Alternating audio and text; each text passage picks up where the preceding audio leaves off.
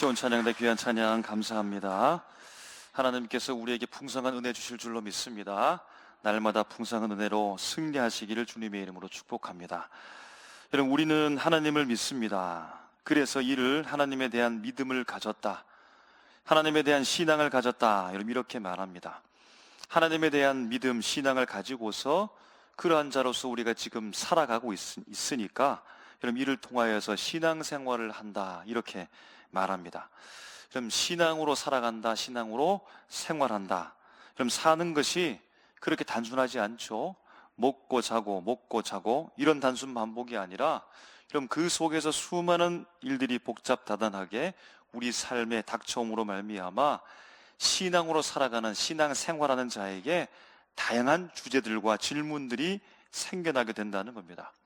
하나님을 믿는데요, 단순하게 믿을 수가 없습니다. 왜냐하면 하나님이 한 분이라고 말하는데 성부 하나님도 말하고 성자 하나님도 말하고 성령 하나님도 말하니까 성부, 성자, 성령이 누구인지, 삼위일체로 우리에게 역사하신다라고 하는데 우리가 예배하는 삼위일체 그 하나님을 우리가 예배한다라고 하는데 그분은 도대체 누구인지 이해도가 필요합니다. 신앙생활이 있어서 중심이 되는 교회는 무엇인지, 교회 생활은 어떻게 해야 되는지, 그 속에서 어떤 이해를 가지고서 내가 신앙을 가지며 살아야 되는지, 교회 바깥 세상을 만나면서 세상 속에서 나는 어떤 원칙과 기준을 가지고 살아야 되는지, 세상과 어떤 관계를 맺고 살아가야 되는지, 세상에 대해서 어떻게 거부하며 혹은 어떻게 참여하며 살아가야 되는지, 그 기준점은 무엇인지 이런 이해하려고 한다는 겁니다. 우리는 이 땅을 밟고 살아가는데 이 땅의 삶이 전부가 아니라 우리의 영원한 땅, 이 장막집을 벗고 새로운 장막집, 부활의 몸을 입고 살아가게 될 저 천국을 바라보면서 살아가게 되어지는데 바로 그날이 임할 종말의 때, 그 종말은 무엇인지, 언제 오는 것인지, 그때를 대비해서 우리가 어떤 이해를 가지고 살아가야 될지에 대한 수많은 질문들이, 수많은 과제들이 여러분 생겨나고 있다는 겁니다. 그럼 지난날에 우리가 말씀을 통해서 함께 나눈 적이 있습니다. 하나님께서 이스라엘 백성에게 축복으로 은혜로 율법을 주셨는데 그들이 이해하기에 있어서 율법이 무엇인가 쪼개어 613개를 만들었고 어떻게 하나님의 말씀을 지켜야 될까라고 하는 이 질문 속에 그 방법론으로서 장로들의 전통을 그들이 예전부터 지켜왔다는 사실을 우리가 알고 있습니다. 그럼 이렇게 신앙 생활에 있어서도 다양한 주제들이, 과제들이, 질문들이 답을 향해 나아가고 있다는 겁니다. 여러분, 이처럼 신앙의 수많은 주제에 대해서 체계적으로 해답을 끊임없이 추구해 가는 것을 바로 여러분 신학이라고 말하는 겁니다. 여러분, 우리에게 신앙이 낯설지 않듯 신학도 멀리 있는 것이 아닙니다.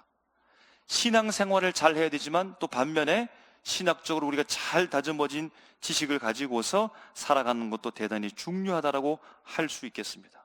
신앙이 여기만큼 있으면 한 걸음 더 나가게 되어지면 신학이 있다, 이런 그렇게 볼 수 있다는 겁니다. 그럼 다음의 공간은 어디일까요? 우리가 같은 신앙인으로서 집에서 한 걸음 밖으로 나가서 만나게 되는 공간. 지금 우리가 교회 안에 있는데요, 제가 좀 전에 말하기도 했습니다. 한 걸음 더 나가 밖으로 나가서 만나게 되는 공간. 나 자신이 있는데 나 자신을 깨고서 밖으로 나가 부딪혀 만나게 되는 공간, 여러분 그것이 무엇입니까? 세상, 곧 실질적으로 눈에 보이는 자연이라고 할 수 있겠습니다. 여러분, 인간이 만나는 최초의 바깥이라고 할 수 있겠죠.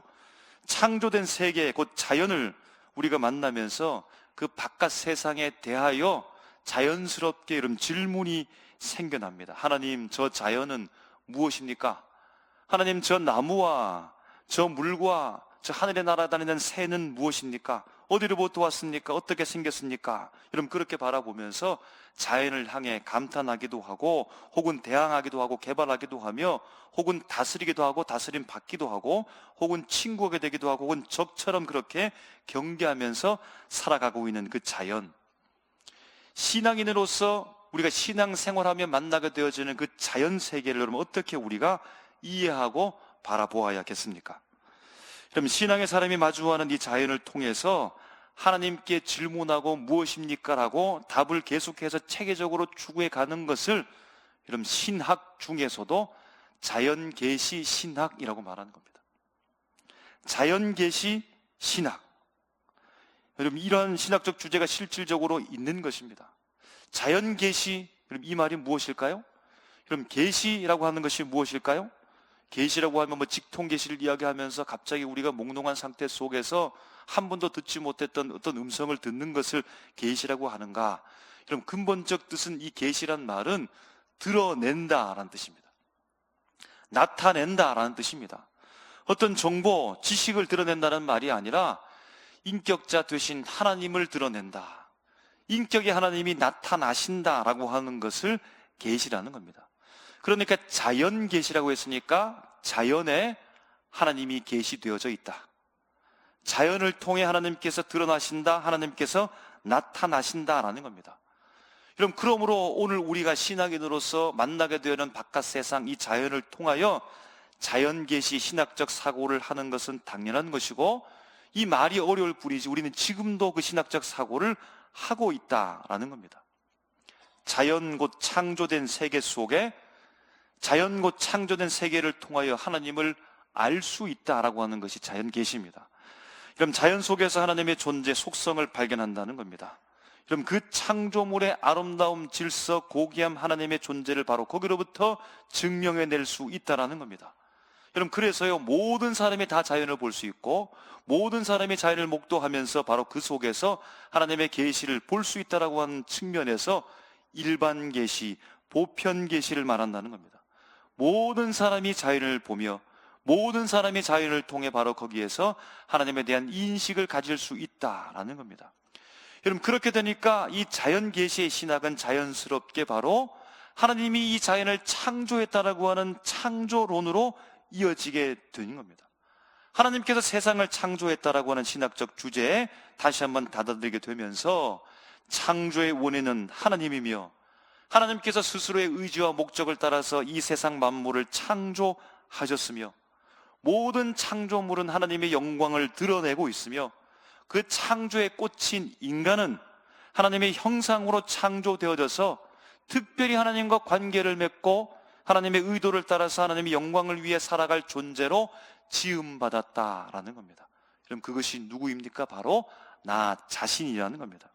그럼 그런데 왜곡되어졌죠. 그럼 그런데 문제가 생겨졌습니다. 자연이 파괴되어지고 하나님의 형상을 인간이 잃어버렸습니다. 그럼 거기에서 하나님이 그 구속사적 놀라운 은혜를 우리에게 허락하심으로 말미암아 또 한 번 연결되어지는 신학적인 주제가 하나님께서 그럼에도 불구하고 이 세상을 다스리시며 그럼에도 불구하고 하나님께서 인생을 포기하지 않고 마침내 구속하시겠다라고 하는 구속사, 그 구원의 놀라운 구원론이 여러분 이루어지게 된다라는 겁니다. 여러분, 그래서요, 하나님의 섭리는 하나님이 창조한 세계와 인간 역사 속에서 인간의 타락과 인간의 하나님의 형상을 왜곡하고 세상을 파괴함에도 불구하고 지속적으로 하나님께서 활동하셔서 이 세상 만물들을 주관하시고 섭리 가운데 인도해 가신다, 통치하신다라는 겁니다. 이런 놀라운 점은 이 하나님의 섭리의 통치와 인간의 자유가 긴밀하게 연결되어져 있고 하나님께서 이 모든 것들을 조화롭게 참으로 오묘하게 다스려 가신다라는 겁니다. 여러분, 우리가 오늘날 이 땅을 살아가면서 우리의 자유의 침해를 받고 훼손당합니까? 하나님으로부터 그런 자유와 그 고통 현실 속에서 하나님께서 우리를 윽박지르면서 우리의 자유를 파괴하시는 현상을 여러분 보게 되어집니까? 여러분, 그 점 없이 우리가 자유를 누리게 하고 기쁨으로 살아갈 수 있도록 주님께서 놀라운 하나님의 계획적인 섭리 가운데 오묘하게 우리를 통치하고 있다라고 하는 것이 참으로 신기하다는 겁니다. 그러면서 또 한 가지, 우리가 이 세상 속에서 우리의 타락으로 말미암아 만들어진 고통의 문제, 악의 문제에 봉착하게 되어지면서 오늘 대속적 예수 그리스도를 이해하며 계속해서 그분을 추구해가며 나아가도 있습니다. 위에서 정리한 이 신학적 개념이라고 하는 것, 이 복잡한 일들을 제가 말한 이유는 오늘 말씀에 그와 같은 신학적인 주제들이 나타나고 있기 때문입니다.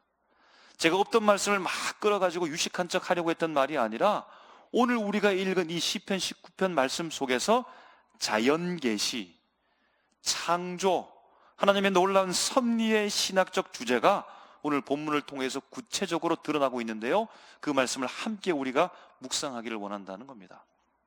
그럼 1절 말씀을 우리가 다 같이 한번 읽었으면 좋겠습니다. 시작. 하늘이 하나님의 영광을 선포하고 궁창이 그의 손으로 하시는 일을 나타내는도다. 아멘. 여러분 믿으십니까? 하늘과 궁창이 하나님을 나타낸다, 그분의 영광을 드러내고 있다는 겁니다. 여러분, 하늘하고 궁창은 하늘, 샤마임, 전 우주 전체를 말하는 겁니다. 별들이 박혀 있죠, 달들이 있죠, 온 우주 전체가 그 속에서 운행되고 있죠. 바로 그 하늘을 말하는 것이고, 궁창이라고 하는 것은 이 지구를 둘러싼 하늘이라고 보면 되겠습니까? 그러니까 큰 개념, 작은 개념으로서 하늘과 궁창이 있고, 중요한 것은 우리가 바라보게 되어지는 저 넓은 공간, 하늘과 궁창이 바로 하나님의 영광을 선포한다, 마기드, 선포한다, 드러낸다라는 겁니다.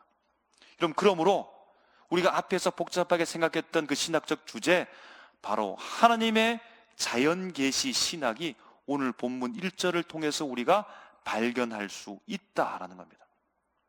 그럼 또 한 가지는요, 1절을 연속해서 보게 되어지면 그의 손으로 하시는 일을 나타낸다라는 겁니다. 그의 손으로 하신 일이 무엇일까요?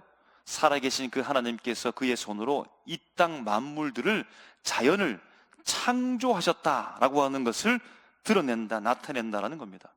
그럼 그분의 손길이 이 자연을 통해서 드러난다, 그의 손길을 이 자연이 반영한다라는 겁니다. 그럼 그분 곧 하나님이 창조했음을 나타낸다는 겁니다. 그러므로 또 한 가지 우리가 살펴보았던 하나님의 창조의 신학적 주제가 오늘 본문 속에서 드러난다라는 겁니다. 그럼 마지막 세 번째를 보면요, 4절에 하나님의 소리가 온 땅에 통하고 그의 말씀이 세상 끝까지 이른다라고 말씀해 주고 있습니다. 그럼 여기에서 소리와 하나님의 메시지, 이 말씀이 모든 곳으로 다 퍼져간다는 겁니다. 저 세상 끝까지라도 하나님의 말씀이, 하나님의 메시지가, 그 소리가 퍼져나간다라고 하는 것은 하나님의 다스림이 온 전 세계를 지금 뒤덮고 있다라는 말씀입니다. 하나님이 지금 온 세계 만물들을 다스리고 있다는 말씀입니다. 5절에 보니까요, 해는 그 신방에서 나오는 신랑과 같이 아름답다고 말합니다. 6절에 보니까 하늘이 이 끝에서 저 끝까지 운행한다는 겁니다. 동쪽에서 떠서 서쪽으로 진다는 겁니다. 태양의 움직임을 말하는 겁니다. 하나님께서 만들어 놓으신 그 창조, 피조된 세계가, 그 자연이 세상을 하나님께서 질서 있게 지금 다스리고 있음을 보여준다는 겁니다. 저 큰 뜨거운 열기를 뿜어내는 저 태양이 이쪽에서부터 저쪽까지 흘러서 지게 되어지는 하나님의 놀라운 섭리가 지금도 쉬지 않고 계속해서 작용하고 있음을 본다는 겁니다. 그러므로 우리 마지막 세 번째 신학적 주제, 하나님의 섭리의 신학이 오늘 본문에서 분명히 드러나고 있다라는 겁니다.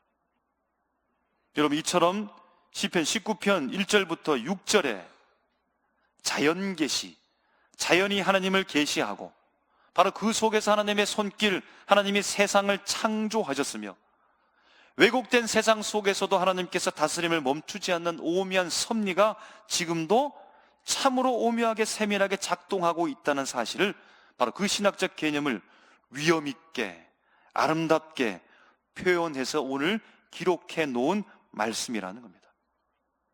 자연은 하나님을 알리는 매개체요, 창조주 하나님의 영광을 드러내는 것이요, 그의 섭리를 세상 질서에 하나님께서 부여하셔서 지금도 인도해 가시는 현재 진행형이라는 겁니다.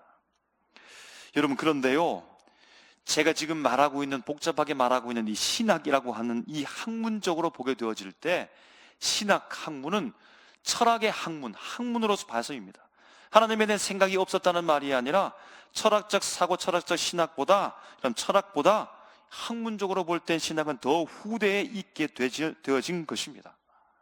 여러분, 그런데 오늘 시편 19편 다윗이 지었던 이 시는 수천 년 전에 기록된 말씀인데요, 신학자들도, 성경을 연구하는 사람들도 시편 19편을 바라보면서 감탄합니다. 아니, 어떻게 이 놀라운 신학적 주제가 이곳에서 찬란한 꽃처럼 피어나고 있는가? 아니 어떻게 수천 년 전에 기록되어진 이 다윗을 통하여서 어떻게 정확하게 자연을 통해 하나님을 계시한다라고 그들은 이해하고 있었을까? 아니 어떻게 오묘하게 자연을 보고 어떻게 거기에서 하나님을 찾을 수 있을까? 어떻게 자연을 보고 그곳에서 하나님의 손길을 발견할 수가 있을까? 지금도 멈추지 않고 그 자연을 주님께서 운행하시고 다스린다는 사실을 가보지도 못했으면서 저 넓고 넓은 하늘을 말하고 올라가 보지도 못했으면서 저 넓고 넓은 궁창을 말하면서 어떻게 하나님을 그곳에서 본다라고 정확하게 말할 수 있을까? 감탄하는 겁니다. 그럼 시인 다윗이 대단한 신학적 사고를 가지고서 예전부터 공부해왔던 사람이기 때문일까요? 그럼 시인 다윗이 누군가로부터 대단한 신학적 공부를 매일매일 끊임없이 공부했기 때문에 이 오묘한 진리의 섭리를 수천 년 전에도 이렇게 정확하게 여러분 기록했던 것일까요? 다윗은 양치던 소년으로부터 계속해서 자라서 바깥 세상을 그가 충분히 경험하고 밤마다 밖으로 나가서 하늘을 바라보면서 그 오묘한 섭리 가운데 마침내 그가 스스로 터득했기 때문일까요? 여러분, 오늘 우리가 1절부터 6절을 읽으면서 6절이 끝나고 그리고 새롭게 시작되는 단락인 7절부터 말씀의 내용을 주목해 보면 우리 7절 말씀을 다 같이 읽겠습니다. 시작. 여호와의 율법은 완전하여 영혼을 소성시키며 여호와의 증거는 확실하여 우둔한 자를 지혜롭게 하며 아멘. 우리 8절도 읽겠습니다. 시작. 여호와의 교훈은 정직하여 마음을 기쁘게 하고 여호와의 계명은 순결하여 눈을 밝게 하시도다. 아멘. 우리가 읽으면서 계속해서 다른 표현으로 반복되어진 한 가지 주제에 대해서 여러분 알 수 있게 되는 겁니까? 그럼 7절에서 우둔하다라고 하는 것은 다른 세상적인 지식을 많이 가지지 못했다는 그 말이 아니라 하나님을 몰랐다는 겁니다. 하나님과의 관계에서 무지했다는 겁니다. 하나님과 관계에 대해서 무관심했다는 겁니다. 여러분, 그로 인해서 삶의 진정한 의미를 알지 못하고 방향을 잃은 채 살아가는 자를 우둔한 자라고 말하는데, 그런데 그 우둔함이 깨어지고 자연 속에서 하나님이 보이기 시작했다는 겁니다. 무엇 때문에요? 무엇을 통해서요? 우리가 반복해서 다른 표현으로 읽고 있었던 바로 여호와의 증거가, 곧 하나님의 말씀이 다윗의 내면 속에 역사해서 확실한 말씀의 역사를 통하여서, 전에는 자연만 보였는데, 전에는 나무만 보였고 새들만 소리 들렸고 물결만 보였는데, 이제는 흐르는 물 속에, 저 바람 속에, 저 큰 나무 속에서 바로 역사하시는 하나님이 보인다는 거예요. 하나님이 드러나고 있다는 겁니다. 그 지혜를 가지게 되었다라는 겁니다. 8절에서 보았던 눈을 밝게 한다라고 하는 것은 통찰력을 말하는 겁니다. 이해를 말하는 겁니다. 진리를 이전에는 깨닫지 못했다는 겁니다. 진리를 알지 못한 채 삶의 방향을 잃고서 올바르게 살아가지 못했는데, 그런데 이제는 진리를 깨달으며 삶의 방향을 올바로 설정하면서 나가게 되는 지식, 지혜를 가졌는데요, 무엇 때문에요? 우리가 다른 표현으로 한 가지 방향으로 계속해서 반복하고 있는 그 말씀입니다. 여호와의 계명, 곧 하나님의 말씀을 만났을 때에 그의 눈이 밝아져 자연을 통해 창조주가 보이고 해와 달과 별들과 궁창과 하늘을 바라보면서 하나님의 다스림이 보이고 오묘한 섭리 속에서 역사하시는, 저롭게 모든 만물들을 이끌고 계시는 하나님의 섭리의 역사, 그 손을 발견할 수 있게 되더라는 겁니다. 눈을 뜨게 되었더라는 겁니다. 여러분, 자연을 보십니까? 등산을 하면서 산을 보십니까? 나무를 목격합니까? 시냇물 소리를 듣습니까? 새 소리를 듣습니까? 여러분, 그 속에서 무엇을 보는 겁니까?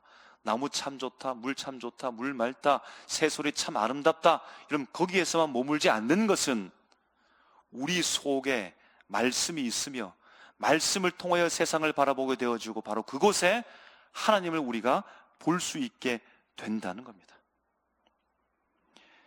여러분, 나니아 연대기라고 하는 책도 있고 영화도 있는데요, 여러분, 이 책을 쓴 C.S. 루이스 작가가 있습니다. 순전한 기독교, 고통의 문제 등등의 글을 쓴 영국의 소설가, 작가, 기독교 변증가로 알려져 있습니다. 그럼 C.S. 루이스가 젊은 시절에는 예수 믿는 자가 아니라 무신론자였습니다. 하나님을 알지 못하는 자였습니다. 그냥 그저 그의 사상 속에는 철학적 사고와 문화적 지식 속에서 깊은 관심을 가지고 살았을 뿐입니다. 그런데 1931년 그런 친구 돌킨스와 대화를 하면서 성경의 가르침을 통하게 되면서 변화하기 시작합니다.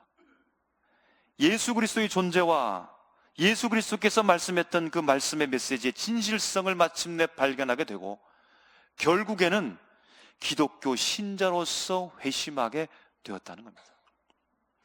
그의 회심 이후에 그는 이제 성경적 말씀의 관점으로 세상을 바라보게 되어지면서 우리가 좀 전에 만나보았던 나네아 연대기, 기독교 변증 책들을 수없이 써내면서 그가 바라보는 시각을 완전히 바꾸어서 글을 쓰기 시작했다는 겁니다.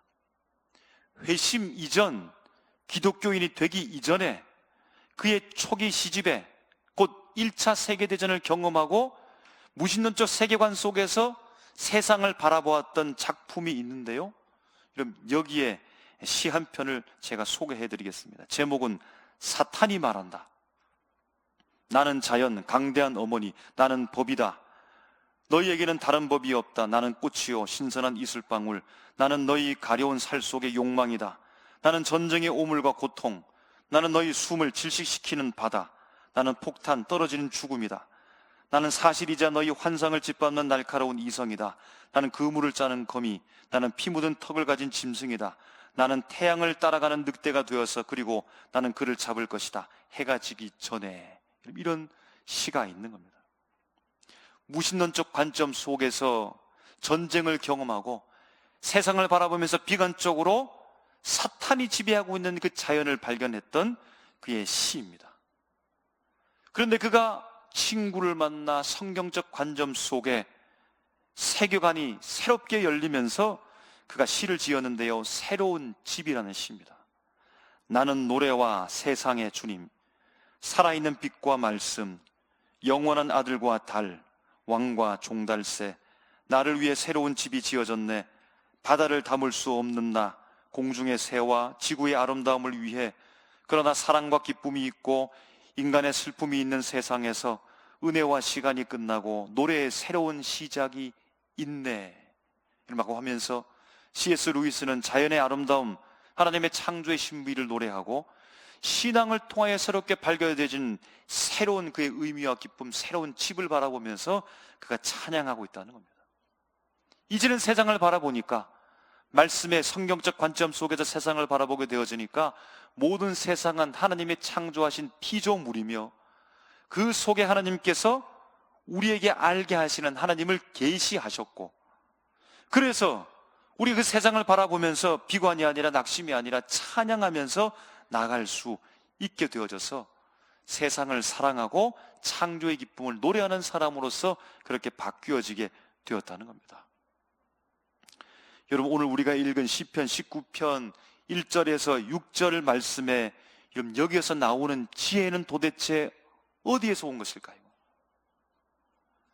이 시편 속에서 시인 다윗이 확신하고 있는데요, 그럼 그 확신은 어디로부터 비롯된 것일까요? 시인 다윗은 지금 기뻐하고 있는데요, 이 기쁨은 도대체 어디로부터 출발했던 것일까요? 우리가 후반부에 읽었던 그 단락 말씀, 곧 7절부터 10절 말씀을 통하여 1절과 6절에 놀란 계시의 통찰과 지혜와 기쁨과 확신이 왔다는 겁니다.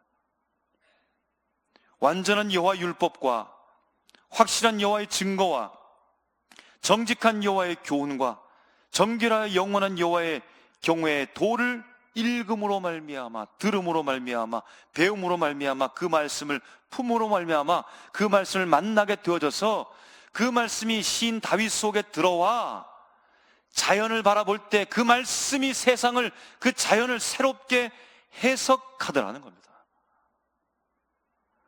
이런 다윗은 언제 어디서부터 이 말씀에 대한 놀라운 지식과 지혜를 얻게 되었을까요?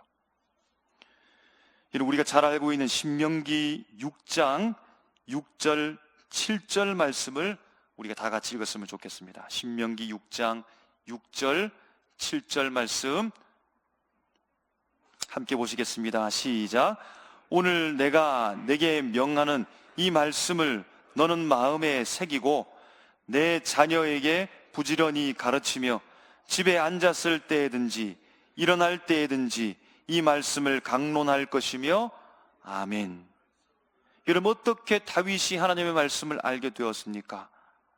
하나님께서 명령했던, 모세를 통해서 주었던 그 율법의 말씀을 그런 마음에 새기며 부모님으로부터 부지런히 배움을 받았으며 집에 앉았을 때든지 누워있을 때든지 일어날 때든지 늘 말씀하시는 설교와 같은 그 강론의 말씀을 듣고서 그가 자라나며, 말씀의 배움과 가르침은 이스라엘 백성 전체 가운데 제사장과 레위인이 해야 될 몫으로서 이스라엘 백성에게 선포하면서 늘 절기를 따라서 말씀을 그들에게 가르치고 훈육하며 강론했던 이 놀라운 은혜의 역사를 통하여 다윗뿐만 아니라 모든 사람들도 오늘 특별히 시편 19편을 지었던 다윗 말씀, 그 말씀 속에, 그 마음 속에 말씀을 품고 살게 됨으로 말미암아 이런 일이 납니다.